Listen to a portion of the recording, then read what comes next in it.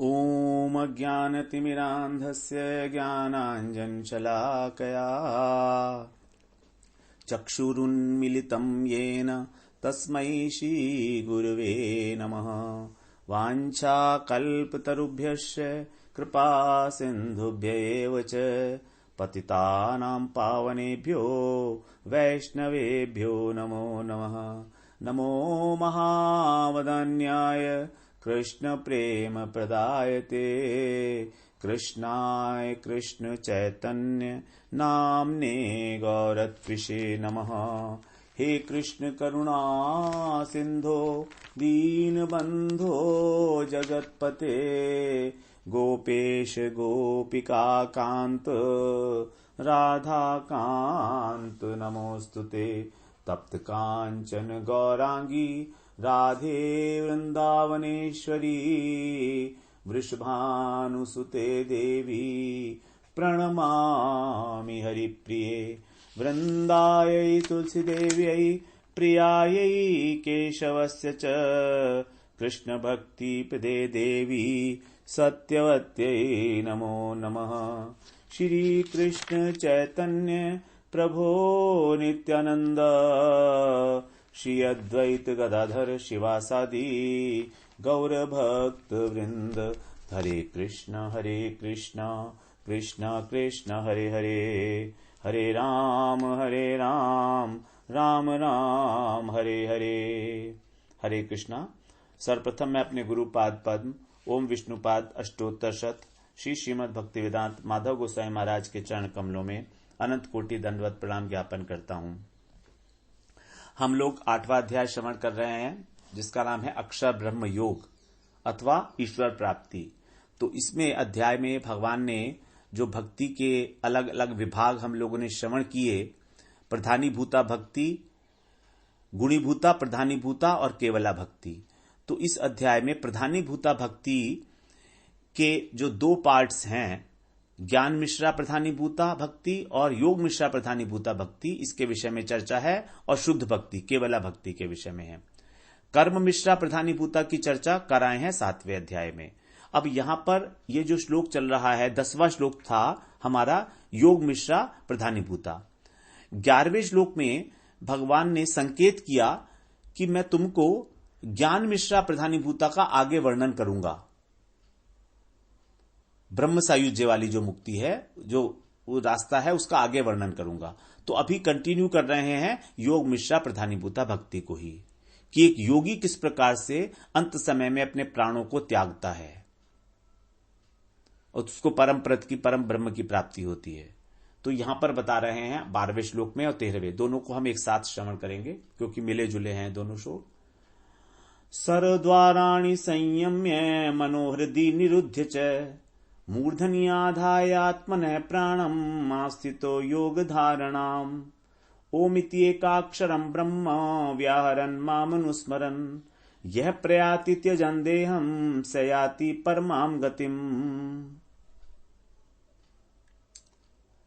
यहां क्या कह रहे हैं, पहले हम इसका एक बार अनुवाद श्रवण कर लेते हैं, उसके बाद फिर एक एक शब्द का अर्थ समझने की चेष्टा करेंगे। सभी इंद्रियों के द्वारों को रोककर, सर्व द्वाराणि संयम्य, और मन को हृदय में रोककर, मनो हृदय निरुद्ध च, मूर्धनि आधाय आत्मन है, और प्राणों को मस्तक में डालकर, मस्तक में रोककर, स्थापित करके, फिर योग धारणा में स्थित होकर, धारणा, जो पुरुष इस ओम नाम का उच्चारण करता है वो उस ओम का चिंतन करता हुआ शरीर को त्याग जब करता है तो मुझे प्राप्त होता है। तो पहले योग की सारी क्रियाएं की, मन को एकाग्र किया, ओम के ऊपर केंद्रित किया और ओम करते हुए ब्रह्मरंध्र से उसके प्राण चले जाते हैं निकलकर, तब वो उस परमात्म सायुज्य को प्राप्त करता है अष्टांग योगी। तो यहां पर अनुवाद सबसे पहले क्या है, इंद्रियों के सभी द्वारों को रोककर, बाहर इंद्रियों का जो टेंडेंसी है वो है बाहर जाने की, तो उनको रोक लिया। मन को हृदय में निरोध किया। आत्मन है, आत्मन का मतलब है अपने प्राणों को मूर्धनि माने मस्तक, आधाय माने स्थापित किया, तो प्राणों को मस्तक में ले गए। मस्तक में लेने का मतलब है जो हमारा यहां पर चक्र है एक, वहां पर आज्ञा चक्र में। उसके बाद फिर योग धारणा में स्थापित हुए। जो अष्टांग योग के अंग है, यम नियम आसन प्राणायाम प्रत्याहार धारणा ध्यान समाधि, तो धारणा की स्टेज में बोल रहे हैं। योग धारणा करके, योग धारणाम, जो साधक, यह माने जो साधक ओम इस एक अक्षर ब्रह्म का मानसिक उच्चारण करते हुए, व्याहरण, व्याहरण का मतलब मानसिक उच्चारण, ओम, आवाज मुंह से नहीं निकल रही है, मन मन में चल रही है अंदर, अनाहत। एक होता है आहत, एक होता है अनाहत, तो अनाहत नाद है ओम का, ओम चल रहा है अंदर। उसके अभ्यासवश मेरा स्मरण करता हुआ शरीर को छोड़कर जाता है, वो परम गति को प्राप्त होता है। तो ओम भी भगवान का ही एक नाम है, लेकिन इस ओम नाम के अंदर किसी भी प्रकार का रूप नहीं है, आकार नहीं है इसका, सिर्फ एक शब्दाकार है। शब्द ब्रह्म इसलिए कहा गया है इसको। तो हम अपनी पांचों इंद्रियों से, ज्ञानेंद्रियों से और कर्मेंद्रियों से 5-5 विषयों को ग्रहण करते हैं बाहर से, इसलिए इसको कहा गया द्वार, सर्वद्वाराणी। और इसके अतिरिक्त ये इंद्रियां जहां रहती हैं उसको बोलते हैं गोलक। गोलक को भी द्वार बोलते हैं। गोलक का मतलब है जो सॉकेट बना हुआ है आंख के अंदर, जो गड्ढा है जिसके अंदर आंख फिट है, वो गड्ढा जो है उसको गोलक बोलते हैं। तो इंद्रियों की सभी क्रियाओं को रोक लिया हमने, देखना सुनना सब क्रियाएं। अब उसकी वृत्ति अंतर्मुखी हो गई। यही है प्रत्याहार। प्रत्याहार का मतलब क्या है? इंद्रियों को विषयों से हटाना। तो धारणा से पहले की अवस्था है ये, सर्वद्वाराणी संयम्य। अब 10 इंद्रियां हैं बाहर की, इनका राजा है मन। मन भी एक अंतर इंद्रिय है। तो अब मन को भी रोकना है। तो इंद्रियां तो हमारी सोते हुए भी रुक जाती हैं, लेकिन स्वप्न में हमारा मन नहीं रुकता, मन चलता रहता है। तो अब मन को रोकना है हृदय के अंदर, अर्थात नाभि और कंठ के बीच में। नाभि और कंठ के बीच में जो हमारा हृदय स्थान है, वहां पर इसको ही मन और प्राणों का निवास स्थान माना गया है। हमारा मन और हमारे प्राण हृदय में रहते हैं। तो मन अगर संकल्प विकल्प को हटाना है उसको, और उसका जो हृदय स्थान है, अपना निवास है, जहां पर परमात्मा निवास करते हैं, वहां पर इसको लगा देना है हृदय के ऊपर।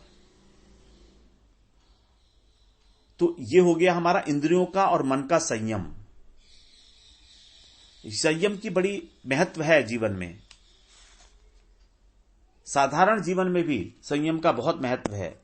हमें इंद्रियों को कहां भेजना है, कहां नहीं भेजना है, मन से क्या सोचना है, क्या नहीं सोचना है, ये सब हमारे वश में होना चाहिए। लेकिन अभी हम क्या होता है, हमारे पैर जहां चलते हैं वहीं हम चले जाते हैं। हमें जो चीज नहीं देखनी चाहिए हम उसको भी देखते हैं। आंखें हमारी बरबस उसी तरफ चली जाती हैं। तो ये जो है अजितेंद्रिय है, इंद्रियां हैं। तो हमारे हाथ पैर आंखें जीवा, ये कान हमारे वश में नहीं है। ये जो काम नहीं करना चाहिए वो काम भी करा देते हैं। तो इसलिए इनको रोकना बड़ा आवश्यक है। उसी प्रकार मन को भी बांधना पड़ेगा। तो इंद्रियां तो घोड़े की तरह से हैं। अब घोड़ा जहां जाएगा, अगर लगाम ढीली है तो घोड़ा जहां जाएगा वो लगाम भी उसके पीछे पीछे वहीं जाएगी। तो दोनों वश में होने चाहिए, इंद्रियां और मन। इसका मतलब क्या हुआ? इसका मतलब हुआ कि इसका ये मतलब ये है कि हमको अपनी मनमानी नहीं करनी है। जैसे हम अपनी मनमानी करते हैं, जो चाहे जिसको चाहे तब जब चाहे तब बोल देते हैं, कुछ भी जो चाहे खा लेते हैं, चाहे भक्ष्य पदार्थ हो चाहे अभक्ष्य हो। कोई विचार नहीं करते किसी भी प्रकार का। पशुवत जीवन हो गया ना ये। तो पशु भी तो सारे दिन खाते ही रहते हैं ना। और एक बात और है, जितना हमारा अभिमान ज्यादा होगा उतना हमारा इंद्रियों पर से नियंत्रण कम होता चला जाएगा। और अगर अभिमान कम होगा तो इंद्रियों में नियंत्रण आता चला जाएगा। आप किसी भी व्यक्ति को देख लीजिए, जिसके अंदर बहुत अधिक अभिमान है, उसकी इंद्रियां कभी भी कंट्रोल में नहीं होती, बिल्कुल भी।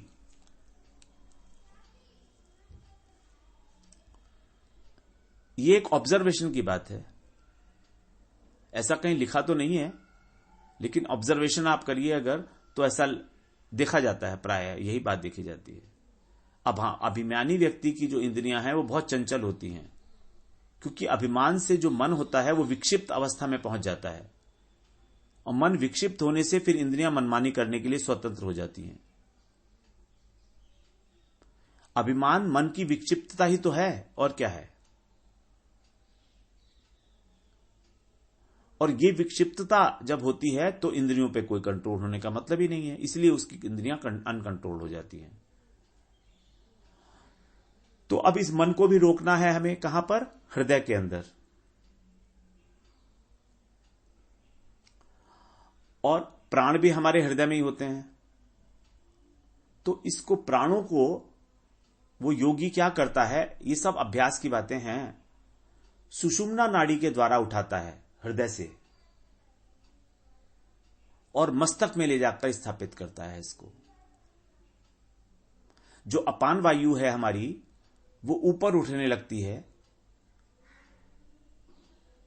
और वो हृदय प्रदेश के अंदर रुक के, ये हम लोगों ने बात की थी 6 अध्याय में बहुत डिटेल में, प्राण और अपान किस प्रकार से, प्राणापान गति रुद्ध्वा, प्राणायाम के अंदर प्राणों की और अपान की गति को किस प्रकार रोक के निरुद्ध करके और उसको ऊपर ब्रह्मरंध्र में ले जाया जाता है, मस्तक में स्थापित करते हैं ले जाकर, आज्ञा चक्र से होते हुए। तो प्राणों के साथ साथ मन जो है वो भी वहीं चला जाएगा, ऊपर मस्तक में। मन को एक वो मिल जाएगा, आश्रय मिल जाएगा, और वो प्राणों के साथ चलेगा वो। तो हमारा मन पे वश नहीं चलता, लेकिन अभ्यास करते करते योगी प्राणों को नियंत्रण में कर लेता है। अब प्राणों को नियंत्रण करने का यह फायदा होता है कि उसको, मन को भी प्राणों के ऊपर बैठने का आश्रय मिल जाता है, प्राणों का आश्रय। तो मन भी हमारा जो है वो ऊपर चला जाता है मस्तक में, हृदय से, प्राणों के साथ ही। अब इस प्रकार जो है इंद्रिय, मन और प्राण, इनको हमने धारण किया, स्थापित किया, यही है योग धारणा। इंद्रियों से कोई भी चेष्टा ना करना, मन से संकल्प विकल्प ना करना, और प्राणों पर पूरा अधिकार।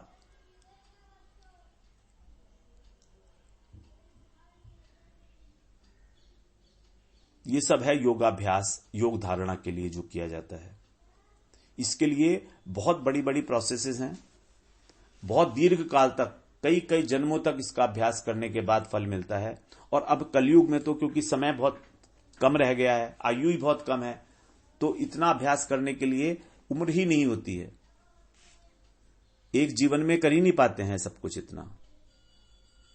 पिछले जीवन में कुछ किया है तो इस जीवन में मिल जाता है उसका बेनिफिट, लेकिन इतना समय नहीं होता है। आजकल जो हैं वो इस तरह के योगी बहुत कम देखने में आते हैं, क्योंकि कलयुग के अंदर हर चीज तो अशुद्ध है और समय भी इतना नहीं है, मन भी अस्थिर रहता है, चंचलता बहुत ज्यादा है चारों तरफ फैली हुई। अब इसके बाद वो क्या करता है, अभी प्रोसेस पूरी नहीं हुई है, अभी तो धारणा तक पहुंचा है। अब इस स्थिति के अंदर, धारणा स्थिति पर ही अनेक प्रकार की सिद्धियां आ सकती हैं उसके पास। ये उसको सतर्क रहना है अब कि वो कहीं सिद्धियों के चक्कर में ना फंस जाए, क्योंकि यदि उसका उद्देश्य है परमात्मा की प्राप्ति, तो उसे वहां पर क्या करना होगा, अभी प्रणव का उच्चारण करना होगा। अब ये उच्चारण प्रणव का वाणी से नहीं है। ओम,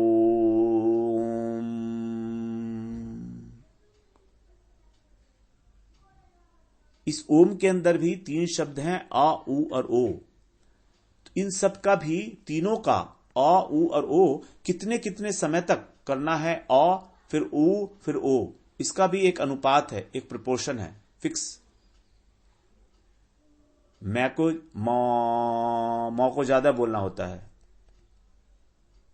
और ये सब अब वाणी से करते करते, अभ्यास करते करते इस ओम शब्द को अपने अंदर शरीर में ले जाना है और मन से इसका उच्चारण करना है, मन ही मन। वाणी से एक भी शब्द नहीं निकलना चाहिए। व्याहरण, व्याहरण का मतलब मन से उच्चारण करना। ओम इति एकाक्षरम ब्रह्म, जो ब्रह्म है, अक्षर ब्रह्म है वो ओम। ओम इति एकाक्षर ब्रह्म, एक अक्षर वाला ब्रह्म क्या है? ओम। ओम इति एकाक्षर ब्रह्म, उसी को भगवान ने कहा ये मेरा नाम है। व्याहरण माम अनुस्मरण, तो यहां पर भी अनुस्मरण शब्द आया है, मतलब अनुगत्य की आवश्यकता है। ये सारी क्रियाएं साधक अपने आप से नहीं कर सकता है। वो चाहे कि मैं स्वयं ही जो है योग क्रिया कर लूंगा अपने आप, ऐसा नहीं हो सकता है। माम अनुस्मरण, तो भगवान का नाम मन मन में लेना ओम की फॉर्म में, ये भी भगवान का स्मरण है। एक तो हम लोग भगवान का नाम लेते हैं जो भगवान के नाम है ना, राम कृष्ण इत्यादि जो भगवान के नाम है, मुख्य नाम है। लेकिन ये भगवान का दूसरा जो नाम है, निर्विशेष नाम जो है वो ये है ओम। तो ज्ञानी लोग और जो अष्टांग योग वाले लोग होते हैं, योगी लोग, ये इस ओम शब्द के ऊपर ही सारा ध्यान केंद्रित करते हैं, इसी का अभ्यास करते हैं जीवन में, जिससे कि अंत समय भी ये ओम की जो गूंज है, जो ध्वनि है, वो उनके हृदय में स्फुरित होती रहे।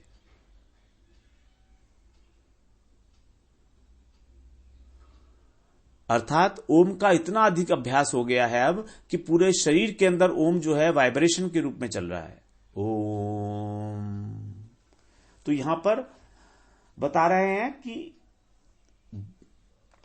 यहां पर 10वें अध्याय में भगवान ने बताया है कि ओम जो वो स्वयं ओम ही है। वो गिराम अस्मि एकम अक्षरम, वाणियों के अंदर मैं अक्षर ब्रह्म हूं। गिराम अस्मि अक्षर एकम अक्षरम, तो ओम ही जो है अविनाशी ब्रह्म है ये, और नाम और नामी अभिन्न है। तो जब ओम एक अक्षर है और ब्रह्म भी है, तो वही भगवान है, वही भगवान का स्वरूप है। कठोपनिषद में आया है, एतद्धि एव अक्षरम ब्रह्म एतद्धि एव अक्षरम परम एतद्धि एक अक्षरम ज्ञात्वा यो यदि इच्छति तस्य तत्। बड़ा अच्छा श्लोक है कठोपनिषद में कि एतद्धि एव अक्षरम ब्रह्म, यह अक्षर ही ब्रह्म है। कौन सा? ओम। और एतद्धि एव अक्षरम परम, और यही जो एक अक्षर है परम है। परम का मतलब है सर्वश्रेष्ठ। एतद्धि एक अक्षरम ज्ञात्वा, इस एक अक्षर को जानकर ही जो यदिच्छसी तस्य तत्, जो यदिच्छसी, जो व्यक्ति जिस चीज की भी इच्छा करता है वो उसको प्राप्त हो जाता है। यो यदिच्छति तस्य तत्, तत् माने उसको, तस्य माने उसको, तत् माने वह। तो जो कुछ भी वो इच्छा करता है, यत तत्, तो जो ओम ब्रह्म है ये, इसका उच्चारण जब करते हैं तब इच्छा के अनुसार सब कुछ, क्योंकि ओम भगवान का नाम क्या है? चिंतामणि स्वरूप है।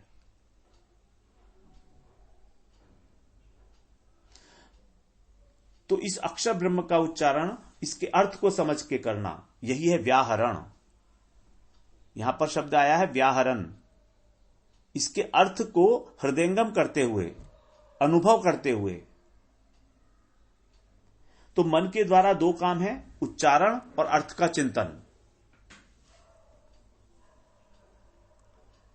और ये दोनों काम साथ साथ करने हैं।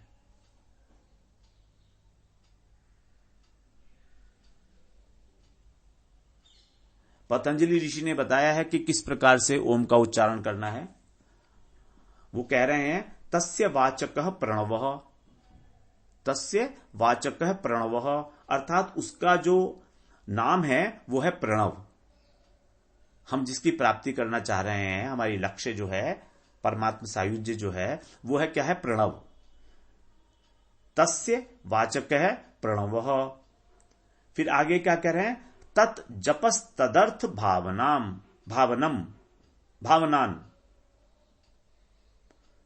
तत् जपस तदर्थ भावनम।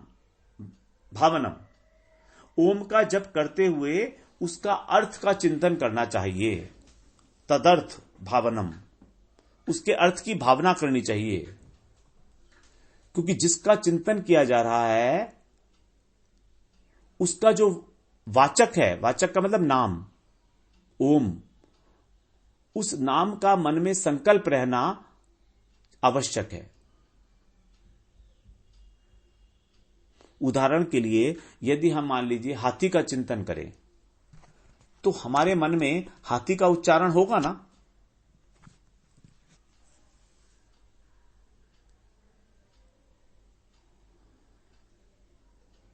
श्रीमद् भागवत में भी यही बात बताई है, दूसरे स्कंध के पहले अध्याय के 17वें श्लोक में, अभ्यासेन मनसा शुद्धम तीव्र ब्रह्माक्षरम परम। जो 3 अक्षरों से बना हुआ है ये ओम, औकार, उकार और मकार, इनके द्वारा जो ग्रथित है शुद्ध ब्रह्माक्षर प्रणव, इसका क्या करना है? अभ्यासेन मनसा, मन में इसका मन ही मन अभ्यास और आवृत्ति करनी चाहिए।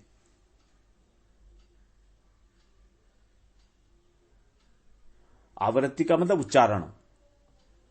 तो ये पहले ही प्रैक्टिस हमको दृढ़ होनी पड़ेगी, क्योंकि मृत्यु के समय भी यही अवस्था हमें चाहिए कि हमारा उस समय मन जो है बिल्कुल शांत हो और उसमें ओम की चिन्मय ध्वनि हो रही हो।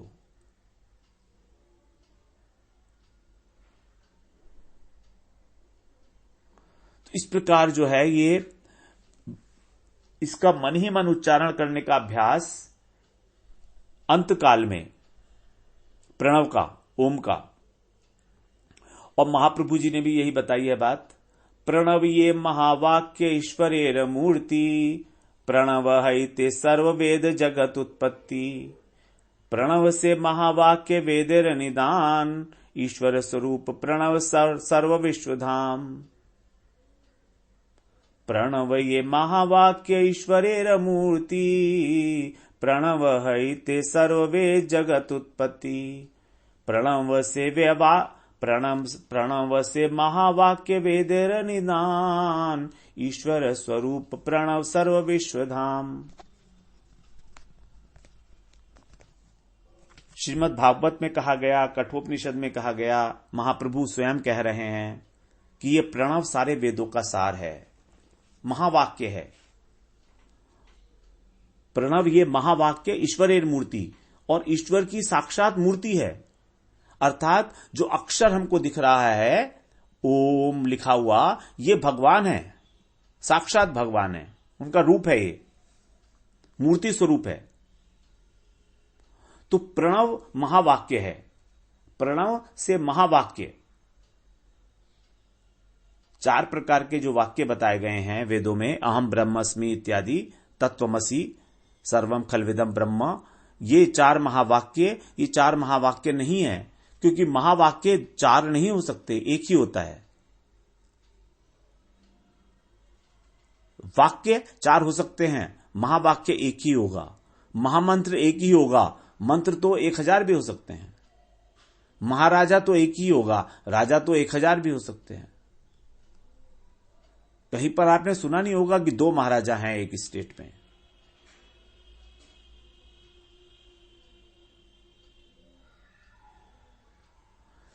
तो इस प्रकार जो है ये प्रणव क्या है? हमारा ईश्वर की मूर्ति है। और वेदेर निदान, सारे वेद जो हैं वो इसी से उत्पन्न हुए हैं। सर्व विश्वधाम, सारे जगत की उत्पत्ति इसी से हुई है। तो प्रणव जो है महावाक्य ही सारे वेदों का सार हुआ। ये साक्षात भगवत स्वरूप है और समस्त विश्व का आधार है। जो ज्ञानी लोग हैं और योगी लोग हैं वो भगवान का नाम ओम ही मानते हैं। उनको राम और कृष्ण में इतना प्रियता नहीं होती उनका क्योंकि भाव निर्विशेष भाव होता है, निराकार भाव होता है। जबकि भक्ति के अंदर जो है वो राम और कृष्ण यही मुख्य नाम है भगवान के। तो अपनी अपनी रुचि के अनुसार है ये बात। फिर फल भी उसी हिसाब से मिलेगा, जैसा भगवान का नाम होगा वैसे ही फल मिलेगा। ओम कहेंगे, निर्विशेष ब्रह्म है, निराकार है, तो फिर वो उसी प्रकार का गति प्राप्त होगी। तो यहां पर भी भगवान कह रहे हैं माम अनुस्मरण, मेरा स्मरण कर। तो स्मृति अनुस्मृति यहां पर भी भगवान कह रहे हैं कि कहीं ऐसा ना हो कि कोई दोष हो जाए। निरंतर स्मरण करना है, अनुस्मरण। ओम शब्द का निरंतर स्मरण करना है मन ही मन। 4 प्रकार के दोष बताए गए हैं जो आ सकते हैं जब हम भगवान का नाम लेते हैं, और आते ही हैं। पहला है लय। लय का मतलब है नींद आ जाना, तमोगुणी वृत्ति है ये हमारी। लय, भगवान का नाम लेना शुरू किया और नींद आ गई। दूसरा है विक्षेप, संसार की वस्तुओं के प्रति ध्यान जाना, किसी अन्य व्यक्ति के प्रति। भगवान का नाम लेते लेते जो है बीच बीच में बोलना, विक्षेप। तीसरा है रसास्वाद। रसास्वाद यह है कि भगवान का नाम लेते लेते किसी वस्तु का स्मरण हो गया और उसमें सुख बुद्धि हो गई, अच्छा लगने लगा। जैसे भगवान का नाम तो ले रहे हैं लेकिन दिमाग में आ गया रसगुल्ला। अब रसगुल्ले का जो मीठापन है उसके लिए हमारा मन जो है ललक रहा है कि किसी तरीके से नाम पूरा हो तो मैं जाकर रसगुल्ला खाऊं। या उस समय भी हमको रसगुल्ले का टेस्ट आने लगा नाम करते करते। यह है रसास्वाद, क्योंकि हमारी इंद्रियों को आस्वादन की बहुत अधिक आदत है, स्वभाव है उनका, तो वो इंद्रियां भागती हैं रसास्वाद के लिए। और चौथा है कषाय। कषाय का मतलब क्रोध इत्यादि, किसी से द्वेष हो जाना। तो स्मरण ऐसा होना चाहिए भगवान का कि केवल उन्हीं का ध्यान हो, शरीर कब छूट गया ये पता ही ना चले। जब योगी अंत समय में बैठता है ध्यान करने के लिए तो वो ध्यान करते करते ही शरीर को छोड़ देता है, ध्यान करते करते। श्रीमद् भागवत में आया है कुंती जी ने अपने प्राणों को त्यागा इसी प्रकार से। भगवान के ध्यान में लीन हो, वो ध्यान करने लगी और उसी में चली गई। इसी प्रकार से धृतराष्ट्र ने अपने शरीर से योगाग्नि प्रकट कर ली थी। नहीं, धृतराष्ट्र ने नहीं की थी, वो तो आग लगी हुई थी जंगल में, लेकिन उन्होंने भी अंत समय के अंदर ऐसे ही किया था, योग का आश्रय लिया था। तो योगी लोग जो है यही करते हैं। जैसे हाथी के गले में फूल माला पड़ी है और वो गिर गई, तो क्या हाथी को पता लगा? नहीं पता लगा ना। वैसे ही कब उनका शरीर गिर गया उन्हें पता नहीं लगा, क्योंकि वो शरीर गिरने से पहले ही उस स्थिति में पहुंच गए ऑलमोस्ट। यही है परम गति, यही है परमात्म सायुज्य। फिर उनके प्राण 9 द्वार तो बंद कर रखे हैं, 10वें द्वार से निकलते हैं। हमारे शरीर में 9 द्वार हैं तो वो तो बंद कर रखे हैं उन्होंने। 10वां द्वार मतलब ब्रह्मरंध्र, तो ब्रह्मरंध्र से फिर प्राण निकलते हैं उनके। तो यहां पर हमारा जो प्रथम प्रकरण था परिप्रश्नेन प्रकरण, ये समाप्त होता है। अब कल से हम लोग 14वें श्लोक का श्रवण करेंगे। वहां पर अब भक्ति की बात होगी। तो अभी तक की ये सारी बातें बड़ी मुश्किल रही समझने में, लेकिन फिर भी हम लोगों ने चेष्टा की, प्रयास किया। हमारा ज्यादा सब्जेक्ट नहीं है ज्ञान का और योग का। अब हम बात करेंगे आगे भक्ति की। तो 14वां श्लोक बहुत इंपॉर्टेंट श्लोक है और हमारी शुद्ध भक्ति के विषय में संकेत कर रहा है। तो हमारा द्वितीय प्रकरण जो है अब वो गता गति प्रकरण। गता गति, किस प्रकार की गति होगी मृत्यु के बाद, उसके विषय में होगा।